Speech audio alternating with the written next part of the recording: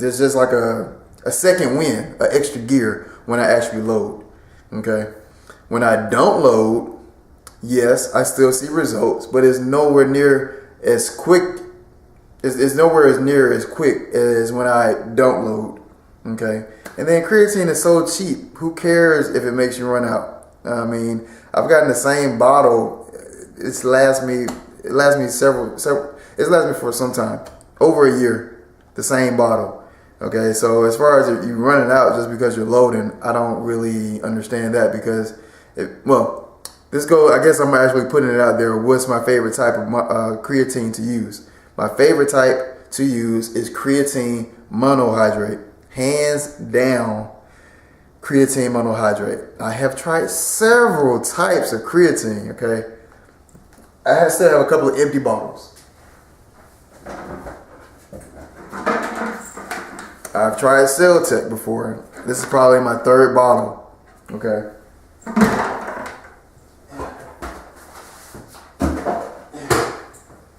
Tried the GNC brand creatine monohydrate.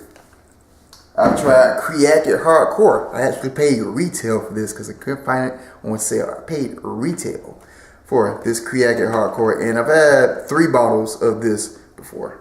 Okay.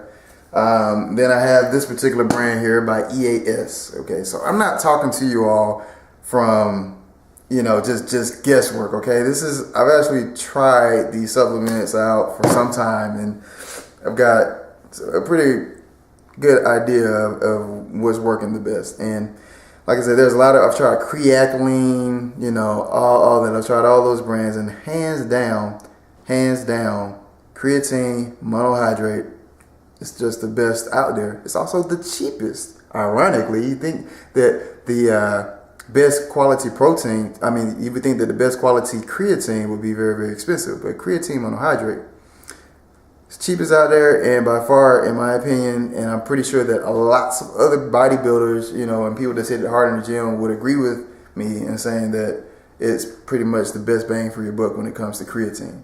There's lots of other kinds out there, and yes, they have lots of claims that,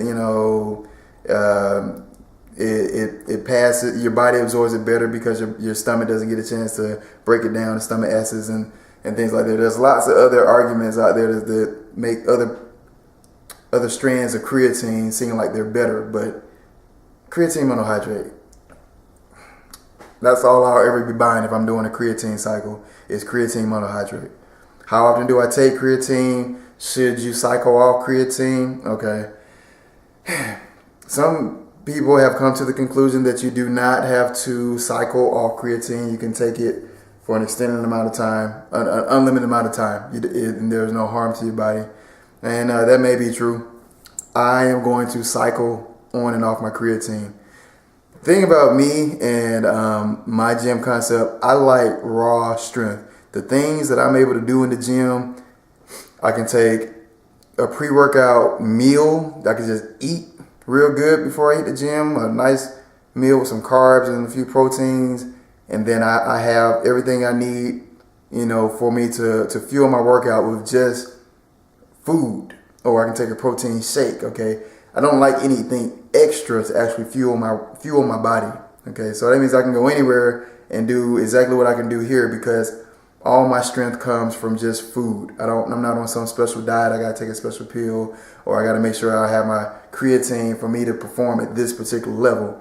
I'm who I am because of just regular food that I eat, and I like that. So I like to cycle on and off creatine because I like to know where I am, where I like to know where my raw strength is. Just with pretty much just supplementing protein alone, what my strength is. I like to know what that is. So that's why I decided to cycle on and off creatine. I like my body to just be bare minimum when it comes to supplementation. I do supplement. You see all my proteins and stuff that I've been using and things like that, but I still value real food. Supplements are just that, supplements. Creatine supplements is all supplements. In order for it to be a supplement, you have to have your main source of food, in order for it to be a supplement. Okay. I really just jumped all around the subject of creatine just now. So what I'm going to do is play this video back and compare it with my notes is see what topics I missed, and that's what I'm going to roll out in the part 2 to this video. I'm also going to talk about, here's 2 particular creatines. I've used both of them. One of them, this particular one here is micronized, and this particular one here is not micronized. But they're both creatine monohydrates. Which one is better, micronized or not better? I'm going to talk about that in the very next video, and I'm going to look at my notes here and talk about some other things there, okay? So, until my next video, which won't be very, very long, I want you to go out there and get swole!